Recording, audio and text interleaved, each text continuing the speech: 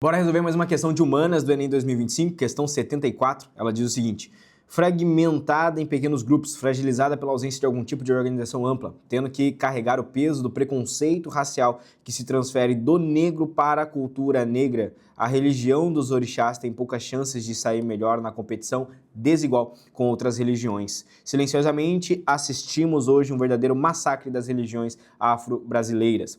No processo de invisibilização dos cultos afro-brasileiros, o texto associa aos seguintes elementos essenciais. O que você pode entender sobre esse texto? Aqui ele está falando sobre a religião afro-brasileira e como ela está em um quesito de desigualdade, perante outras religiões aqui no Brasil. Historicamente, por quê? Ela é uma religião que está fragmentada em pequenos grupos, então ela não tem um grupo, uma representatividade ampla e unida. Apesar de ter muitos representantes, ou seja, muitas pessoas que fazem parte das religiões de matriz africana, elas não estão unidas assim no território nacional e isso enfraquece elas. Falta ali uma ausência de uma organização mais ampla para poder brigar por esses direitos. Além disso, existe toda uma questão de preconceito, ou seja, o preconceito racial do negro desde a época da escravidão, que recai sobre uma raça, recai logo depois pela sua religião, né? Então o preconceito do negro cai também na religião afro-brasileira e com isso ela acaba sendo cada vez mais boicotada, sabotada ali, invisibilizada, né? Apagada, ou seja, está em pé de desigualdade. A partir disso, quais são os elementos essenciais trazidos no texto que a gente pode associar? Letra A, a ausência de soluções partidárias e rejeição da laicidade. Bom, o texto ele não fala aqui da falta de uma representação de partido, ele fala da falta de representação de grupos, de organização de pessoas que pertencem a essa religião, né? Apesar de ter bastante gente que faz parte da religião afro-brasileira, falta uma união desses grupos para que tenha mais força representativa e não ali partidos entrando no meio político, né? E rejeição da laicidade seria rejeitar o Estado laico, né? Nesse caso, o texto em nenhum momento ele reclama disso ou rejeita a ideia do Estado laico, né? Então, o Estado brasileiro é laico, só que ele não é laicista, ou seja, apesar de ele não ter uma religião, o Estado brasileiro, ele permite a pluralidade, né? A presença de várias religiões diferentes no Brasil, ou seja, não é crime hoje fazer parte de uma outra religião que não seja a religião católica ou a religião cristã, como já foi em alguns períodos da época colonial. A letra B, a gente diz aqui, precariedade da coesão representativa e recusa da alteridade. Uma questão bonita, e principalmente por causa dessa palavra-chave, que é uma das palavras que mais apareceram nas provas de humanas nos últimos anos, né? O que significa?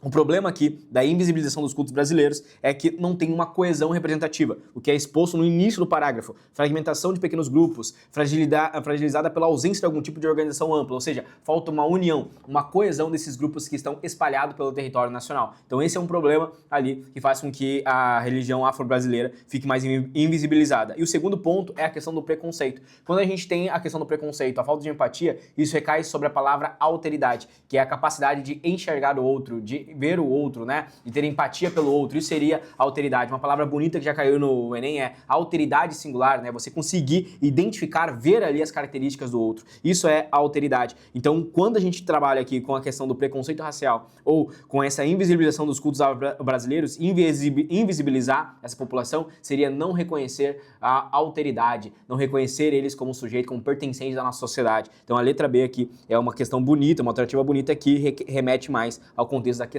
A letra C vai dizer insuficiência de estruturas decisórias, exclusão da dialogicidade. Foge um pouco do contexto, né?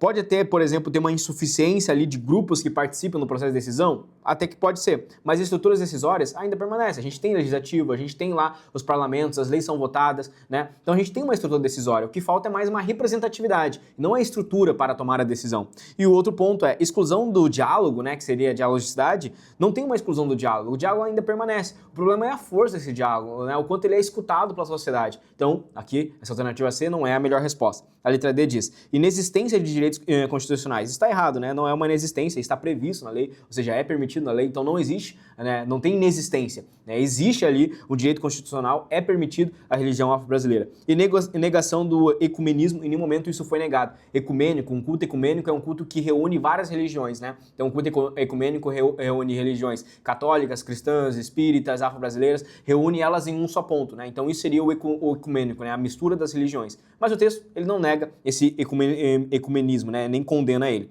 A letra E diz efemeridade das relações políticas, né? Ou seja, o quanto as relações políticas elas são frágeis, né? Efêmeras, passageiras, e debilidade do pertencimento ético. Cuidado, essa letra E aqui ela coloca a culpa no indivíduo, naquele que pertence à religião. Ela diz aqui que, por exemplo, a invisibilização é culpa dos indivíduos que fazem parte porque eles não se sentem pertencentes, ou seja, eles não querem representar aquela religião, eles se escondem, né? Seria colocando a culpa no indivíduo, mas não é bem isso que acontece. O que acontece aqui é uma fragilidade, primeiramente, ou seja, esses grupos estão fragmentados, falta uma coesão, e um outro ponto é que recai sobre a religião afro-brasileira toda a carga do preconceito racial histórico do Brasil. Por isso, o gabarito dessa questão é letra B. Tá? Se você curtiu a resolução, deixa um like, comenta aqui o que você achou, eu te vejo nos próximos vídeos.